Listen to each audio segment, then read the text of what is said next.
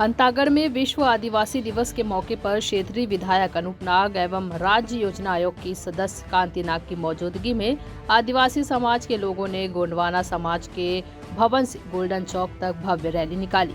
Rally में काफी संख्या में समाज के युवा, महिलाएं एवं बुजुर्ग भी शामिल हुए। पारंपरिक वेशभूषा में कांति नाग समेत युवक युवतियां ने आदिवासी गीतों पर जमकर थिरके। जब विधायक अपने सामाजिक परिवेश डीजे की धुन पर युवक युवतियों समेत सभी को डांस करते देखा तो वे खुद को भी रोक नहीं सके और फिर वे समाज के युवाओं के रंग में रंग गए। कार्यक्रम में बड़ी संख्या में आदिवासी भाई बहन रैली में शामिल हुए। साथ ही विधायक नाग ने आदिवासी समाज के प्रतीक ध्वज का ध्वजारोपण भी किया। पखांजूर से बिप्लब कुंडू की रिपोर्ट।